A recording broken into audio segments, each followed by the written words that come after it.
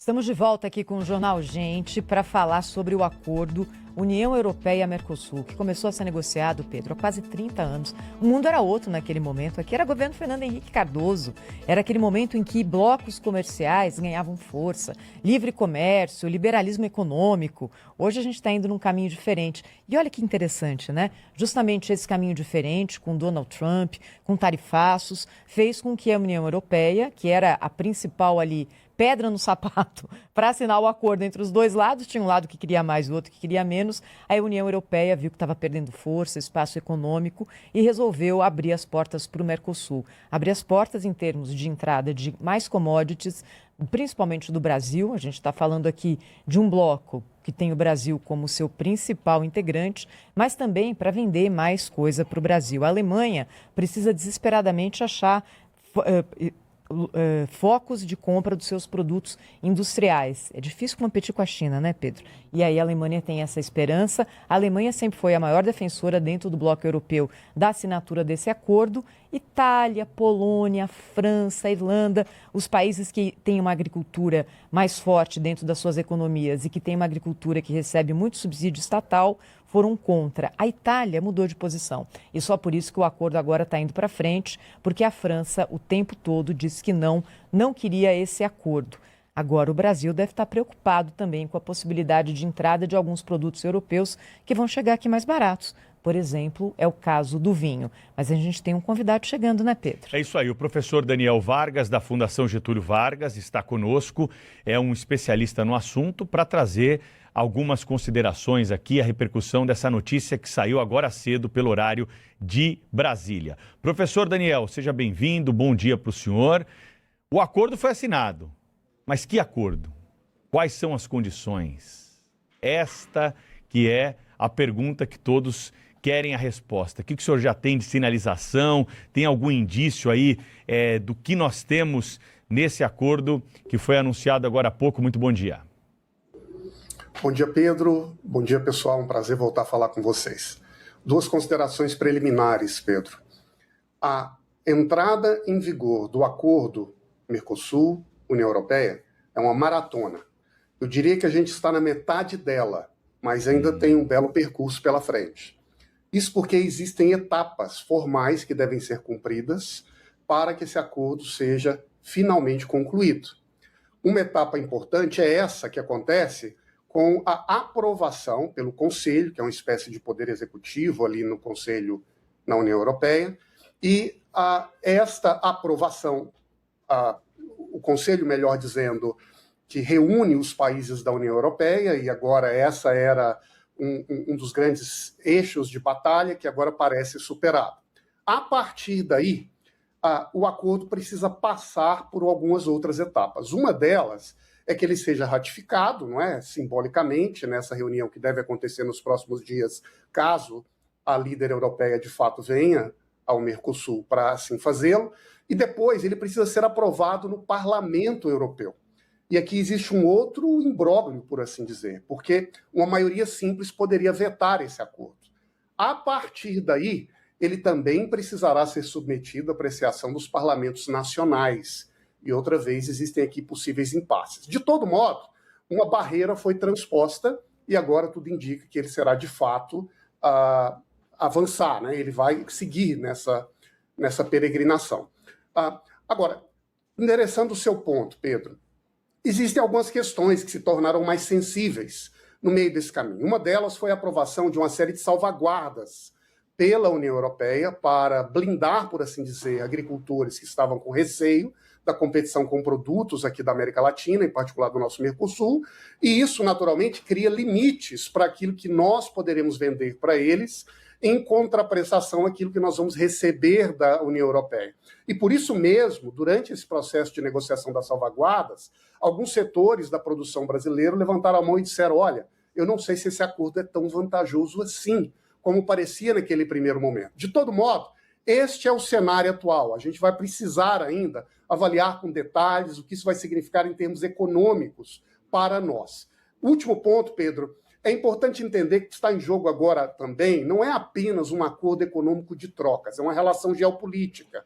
No momento em que o mundo vive tensões imensas, haja visto o que tem acontecido agora na Venezuela, a nova posição do Trump, inclusive na Groenlândia, que é território europeu, e tudo isso abre portas para se criarem novos blocos de coalizão, que vão muito além de uma relação econômica de curto prazo, mas que significa uma relação de proximidade, de colaboração, de investimentos recíprocos e também, quem sabe, de proteção. Professor, deixa eu lhe perguntar, o senhor falou aí sobre uma série de passos que precisam ser dados a partir desse movimento que nós vimos, essa barreira que foi transposta. E a minha dúvida é sobre aspectos formais. Quer dizer, vai ter de se passar pelo Parlamento Europeu, o senhor mencionou a maioria simples que pode derrubar o acordo e depois a homologação pelos parlamentos dos países propriamente ditos. No caso dos países, dos parlamentos locais, o veto ou a derrubada ou a não aprovação do texto inviabiliza a aprovação do acordo em geral, porque... Vamos lá, a França se mobilizou contrariamente a esse acordo. E é bem provável que no parlamento francês o acordo não passe. Se não passar no parlamento francês, o acordo em geral vai à breca? Como é que funciona isso? Olha, existe uma dúvida sobre quais vão ser os detalhes dessa natureza do acordo. Por quê? Porque, a depender de como ele seja concebido ali nas negociações dentro da própria Comissão Europeia, ele pode ser tratado como um acordo de competência exclusiva da União Europeia ou como chamado acordo misto, em que a competência é compartilhada pelos Estados. Eu confesso que esse é um tema que ainda não está claro para mim, nesse momento, juridicamente, das negociações que estão acontecendo lá. Por que isso é relevante? Porque se ele for tratado como um acordo de competência exclusiva da União Europeia, a partir do momento que ele é aprovado pelo Parlamento Europeu, a atuação dos Estados nacionais fica limitada e, portanto, não haveria tanto espaço para esse veto em nível nacional.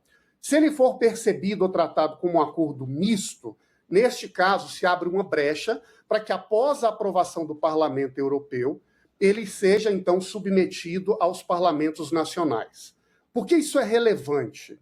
Porque nós temos um exemplo particular em que um acordo celebrado pela União Europeia com o bloco do Canadá, chamado de CETA, foi aprovado pelo Parlamento Europeu, em seguida submetido à apreciação de parlamentos nacionais, e lá na Bélgica, a Valônia, dentro do regime político belga, se manifestou contrário à aprovação desse acordo, o que impediria a Bélgica de ratificá-lo, o que, por sua vez, colocava um impasse para que esse acordo avançasse.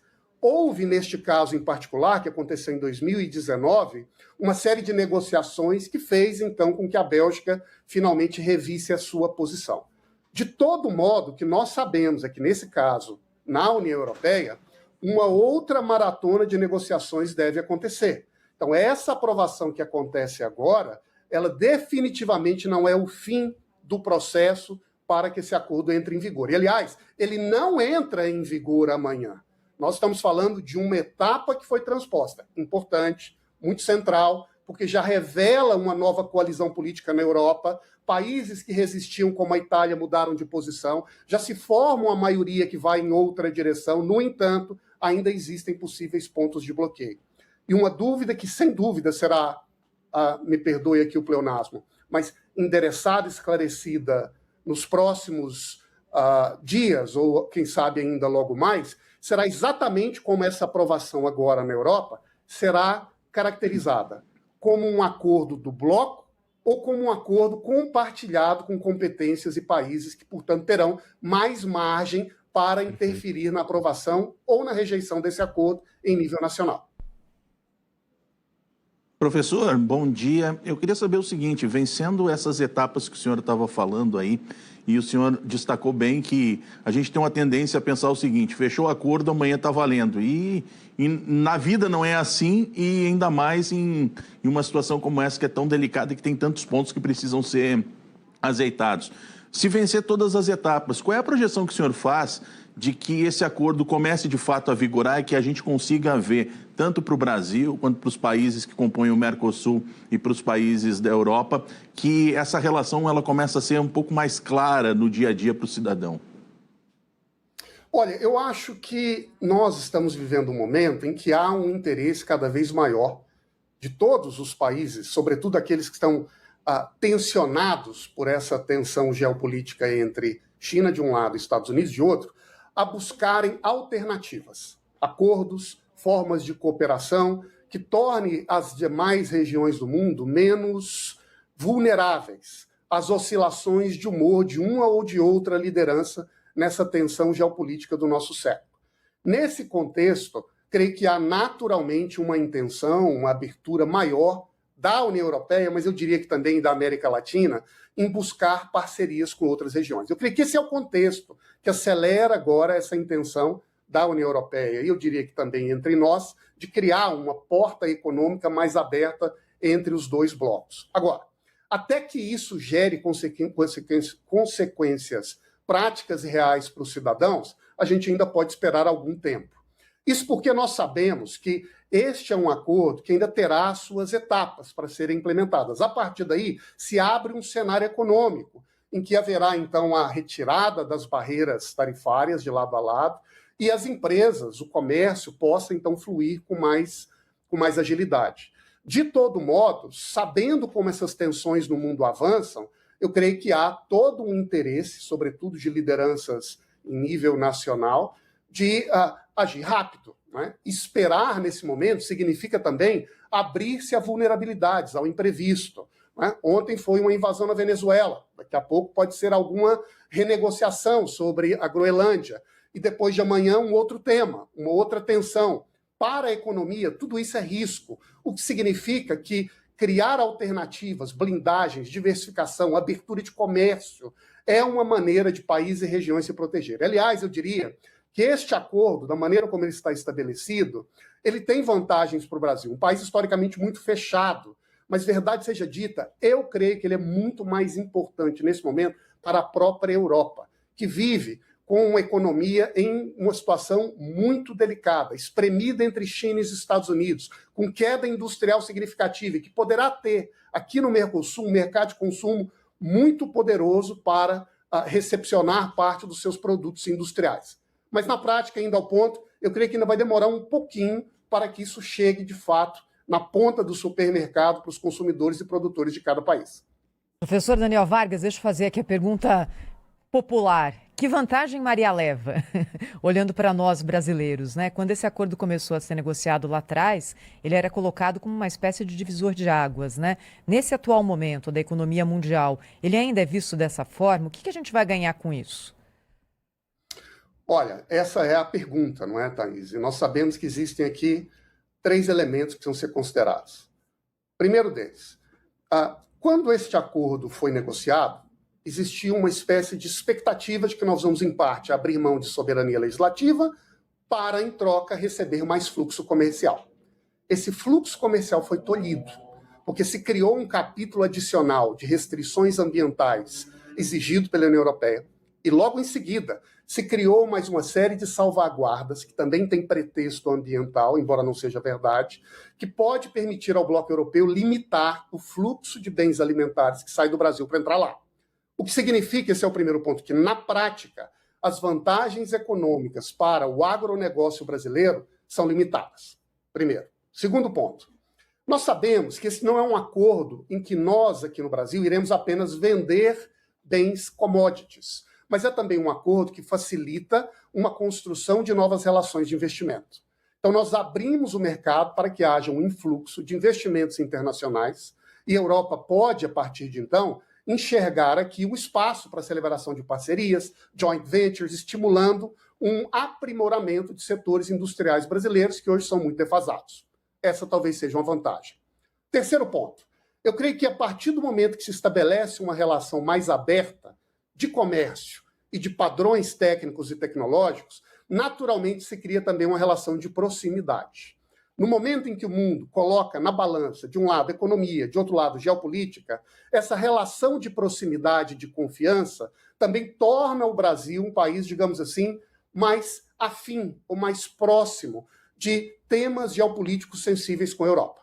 Então, do mesmo modo que a Europa hoje se vê, de certo modo, embarreirada nessa tensão entre 2 grandes titãs, China e os Estados Unidos, o Brasil poderia se diversificar, criando uma ponte com a Europa e, a partir daí, quem sabe, também abrindo oportunidades para ficar menos vulnerável na tensão entre os dois gigantes.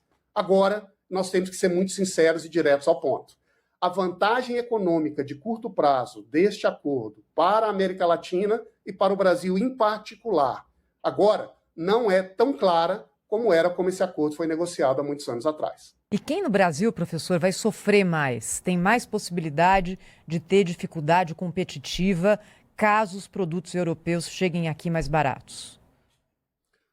Olha, no curto prazo, nós sabemos que o Brasil tem alguns setores que são protegidos por tarifas, e essas tarifas são uma espécie de escudo que garante esses setores industriais a atuarem, crescerem, se desenvolverem entre nós.